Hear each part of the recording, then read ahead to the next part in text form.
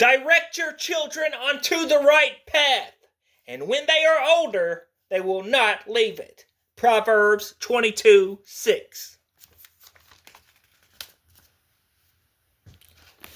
Daniel's vision of a ram and a goat. During the 3rd year of King Belshazzar's reign, I, Daniel, saw another vision, following the one that had already appeared to me. In this vision, I was at the fortress of Susa, in the province of Elam, standing beside the Ulai River.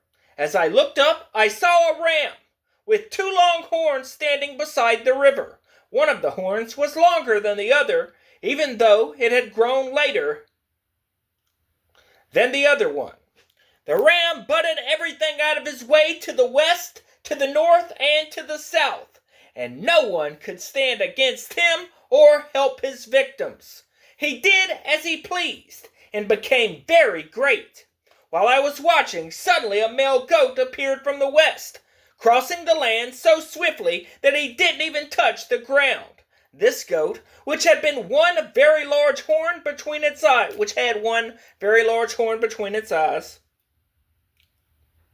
headed toward the 2-horned ram that I had seen standing beside the river, rushing at him in a rage.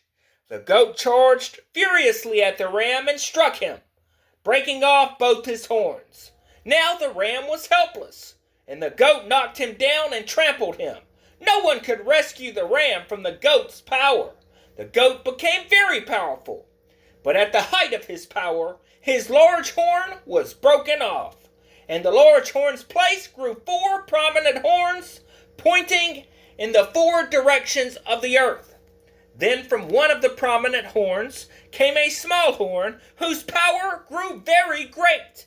It extended toward the south and the east, and toward the glorious land of Israel. Its power reached to the heavens, where it attacked the heavenly army, throwing some of the heavenly beings and some of the stars to the ground, and trampling them. It even challenged the commander of heaven's army by canceling the daily sacrifices offered to him, and by destroying his temple. The army of heaven was restrained from responding to this rebellion, so the daily sacrifice was halted, and truth was overthrown. The horn succeeded in everything it did. Then I heard two holy ones talking to each other. One of them asked, "How long will the events of this vision last? How long will the rebellion that causes desecration stop the daily sacrifices? How long will the temple and heaven's army be trampled on?" The other replied, "It will take 2,300 evenings and mornings. Then the temple will be made right again." Gabriel explains the vision. As I, Daniel, was trying to understand the meaning of this vision, someone who looked like a man stood in front of me, and I heard a human voice calling out from the Ulai River, "Gabriel, tell this man the meaning of his vision." As Gabriel approached the place where I was standing, I became so terrified that I fell with my face to the ground. "Son of man," he said, "you must understand that the events you have seen in your vision relate to the time of the end." While he was speaking, I fainted and lay there with my face to the ground. But Gabriel roused me with a touch and helped me to my feet.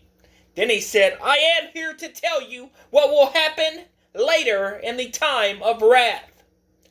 What you have seen pertains to the very end of time. The 2-horned ram represents the kings of Media, and Persia. The shaggy male goat represents the king of Greece, and the large horn between his eyes represents the first king of the Greek Empire. The 4 prominent horns that replaced the one large horn show that the Greek Empire will break into 4 kingdoms, but none as great as the first. At the end of their rule, when their sin is at its height, a fierce king, a master of intrigue, will rise to power. He will become very strong, but not by his own power. He will cause a shocking amount of destruction and succeed in everything he does.